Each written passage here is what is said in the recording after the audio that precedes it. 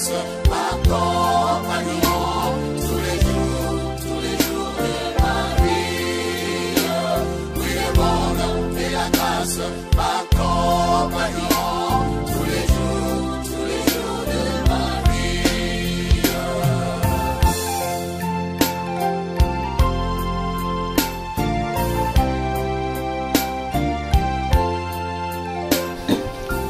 Bonjour bien-aimés dans le Seigneur, vous de Kassaoulou, de Brazzaville, de Kinshasa, nous sommes là ce matin. Nous, c'est la Ligue pour la lecture de la Bible et nous continuons notre méditation dans le livre de Matthieu. Aujourd'hui, nous sommes mardi 25 mars 2025. Nous méditons dans Matthieu 17, du 1er au 13e verset. Et il y a 3 questions que le lecteur nous propose. La question 2, est-ce passage m'apprend quelque chose sur Dieu le Père, Dieu le Fils et Dieu le Saint-Esprit? La question 3, y a-t-il un exemple à suivre ou à ne pas suivre dans ces textes? La question 7, quelle vérité Dieu nous révèle dans ces textes? Bonjour Maman Rose. Bonjour Maman Marie. Et bienvenue à la méditation. Merci. Je vais prier. Maman Rose nous fera la lecture de la parole de Dieu. Prions avec vous. Éternel Dieu, merci. Merci pour ce beau matin. Merci pour ce beau moment que tu nous accordes pour méditer ta parole. Nous te confions ce moment du début jusqu'à la fin et que toi seul, tu sois honoré, tu sois glorifié en ce lieu. À ton nom, Papa, nous avons ainsi prié. Amen.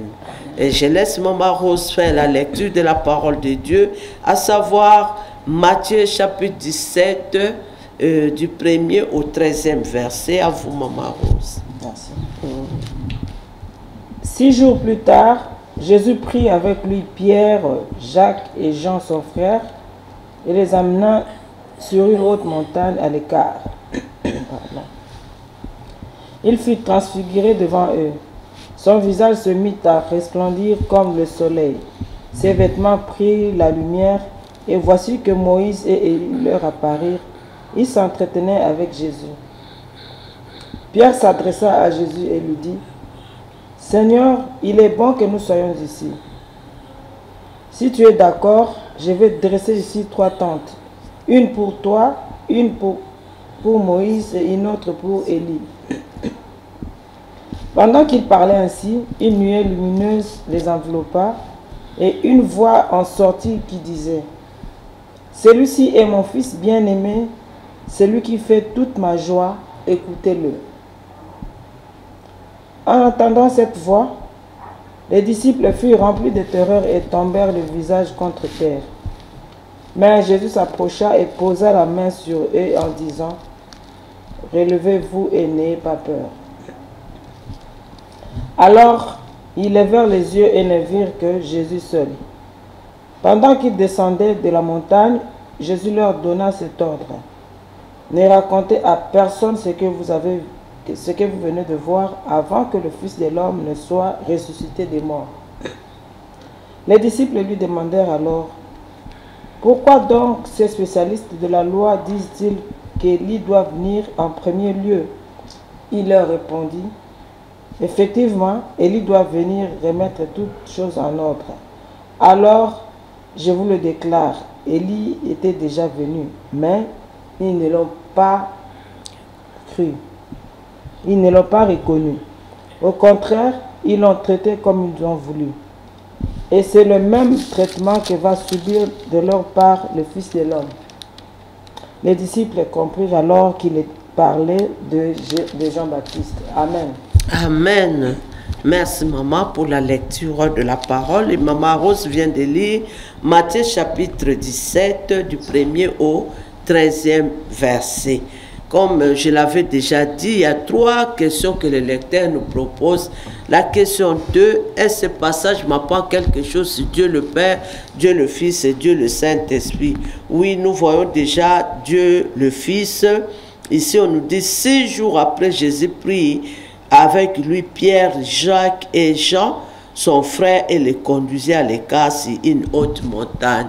Nous savons bien que ce sont les 3 disciples qui étaient tout le temps avec Jésus, qui étaient vraiment attachés à Jésus. Et Jésus-Christ nous dit que 6 jours après, Jésus les a pris pour aller à la montagne. Faire quoi? Et la montagne, c'est ce qui s'est passé après. Il y a eu transfiguration devant eux. Ils ont vu Jésus changer, son visage qui resplendissait, et tout ça comme le soleil. Donc, nous avons vu tout ça. C'était Jésus qui était en train de leur montrer cela. Oui, maman, il y a encore quelque chose sur Jésus. Oui, nous pouvons dire, quand il dit ici que relevez-vous et n'ayez pas peur. Donc ici, Jésus est celui qui vient nous apaiser, nous ramener la paix. Ce qu'ils ont entendu, ce qu'ils ont vu, les a dépassés. Vraiment, c'est quelque chose qu'ils n'ont jamais vécu. Et pour ça, ils ont été pris de peur, de frayeur. Et pour ça, Christ est venu les apaiser pour ça, en leur imposant la main et les relever. C'est pour dire que Jésus-Christ est celui qui nous rassure. Jésus-Christ est notre paix. Et c'est lui qui donne la paix au milieu. Là où il vit, c'est la paix. Et là où il y a Jésus, il y a la paix, il y a la joie. Amen. Là où il y a Jésus, il y a la paix, il y a la joie. Il a rassuré les disciples pour dire qu'ils ne soient pas effrayés, mais qu'ils continuent à croire que c'était lui et que cela devrait arriver. Donc c'est ça. Et ceci dit, nous pouvons passer à la deuxième question.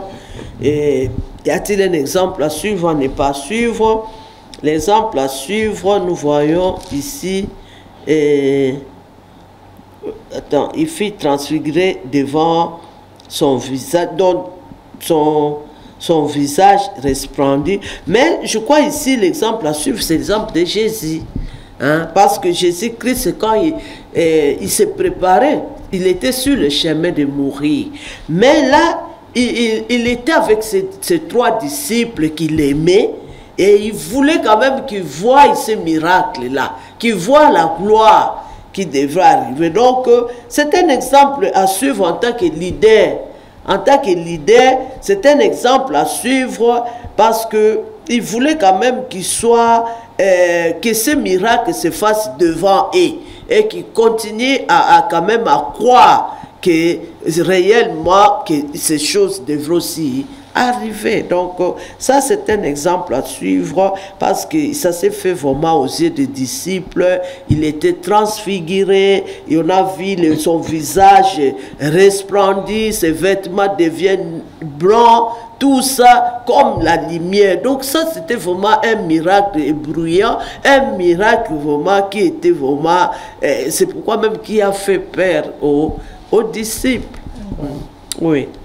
Il y a encore quelque chose, sinon même la vérité aussi, on peut toujours dire. Bon, nous pouvons passer au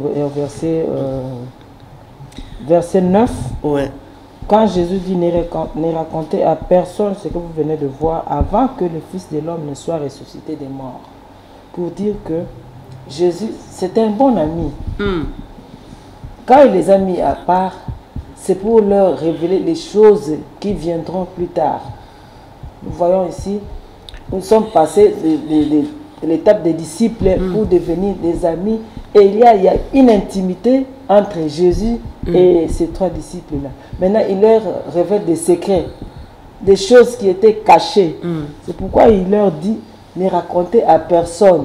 Donc, ceci ne peut se raconter qu'après la résurrection. La résurrection de mais Christ les a révélés avant le temps. Donc nous devons savoir nous attacher à Jésus, nous devons savoir nous attacher à Dieu.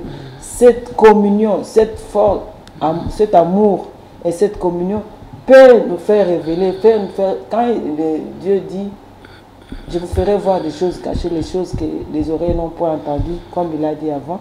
C'est-à-dire, c'est par rapport à notre communion, par rapport à notre attachement avec le Seigneur. Hein. Et c'est ce qui s'est passé avec les disciples. Donc, il faut savoir s'attacher avec le Seigneur et nous verrons comment il va se révéler dans notre vie. Oui, continuons à nous attacher à Christ et nous allons voir comment il va se révéler dans notre vie.